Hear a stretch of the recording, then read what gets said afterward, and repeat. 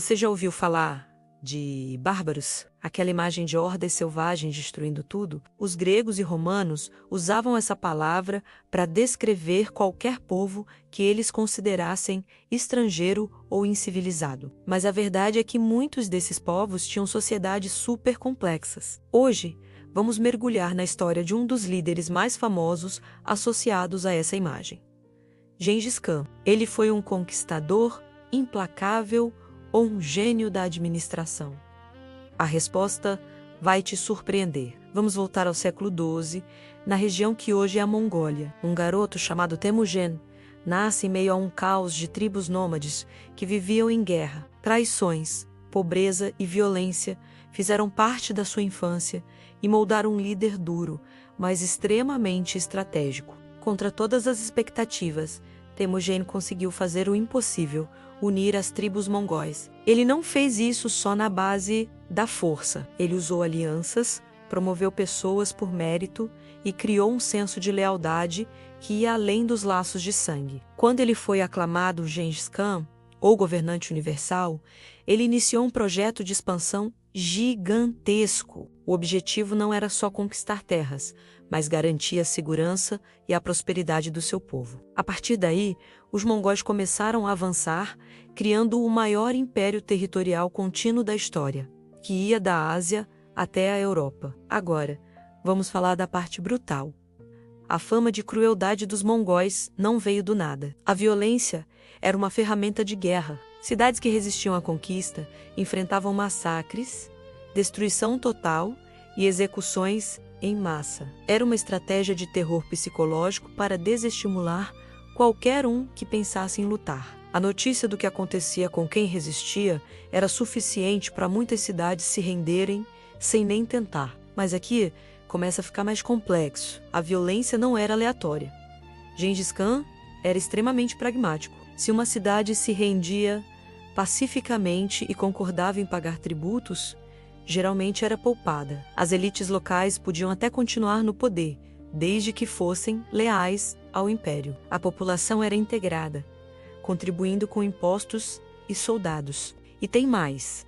Gengis Khan valorizava o conhecimento. Engenheiros, artesãos, médicos e estudiosos dos povos conquistados eram poupados e levados para servir ao império. Essa troca forçada de talentos foi fundamental para o desenvolvimento dos mongóis. Eles aprenderam técnicas de cerco, o uso da pólvora e aprimoraram sua administração. Foi uma espécie de fuga de cérebros forçada que beneficiou o império. E por falar em administração, ela era surpreendentemente organizada. Gengis Khan criou um código de leis chamado Yasa.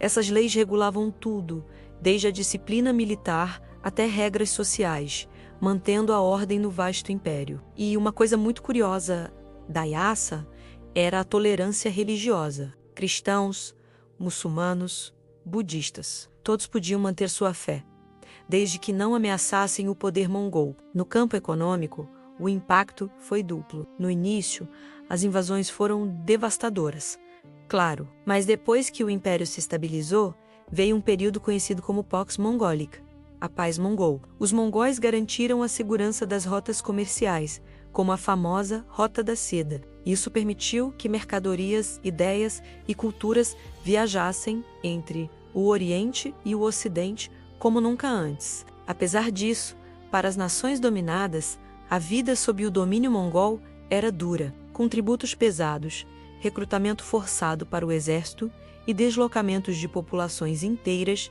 eram comuns. Qualquer sinal de rebelião era esmagado sem piedade, reforçando a imagem de um governo cruel. Para muitos, foi o fim da sua autonomia e cultura. A reputação de Gengis Khan como um bárbaro foi muito amplificada pelos cronistas dos povos que ele conquistou. E faz sentido.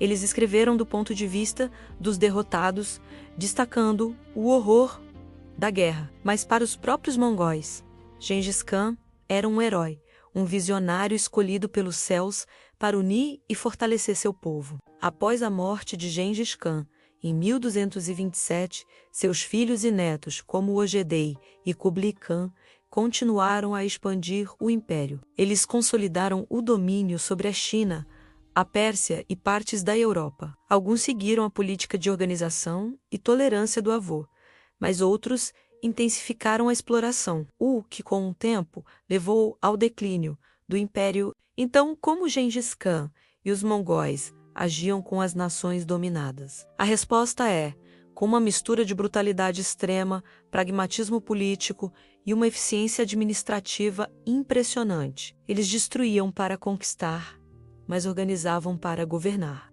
É essa dualidade que Wu torna uma das figuras mais fascinantes e controversas da história. Para entender Gengis Khan, precisamos ir além do estereótipo do bárbaro. Suas conquistas causaram um sofrimento imenso, sem dúvida, mas elas também redesenharam o mapa do mundo, conectaram culturas e deixaram um legado que até hoje nos faz questionar o que significa poder, civilização e dominação. Obrigado por assistir. Se você gostou de desvendar as complexidades da história, não se esqueça de curtir, se inscrever no canal e ativar o sininho para não perder os próximos vídeos. Até a próxima!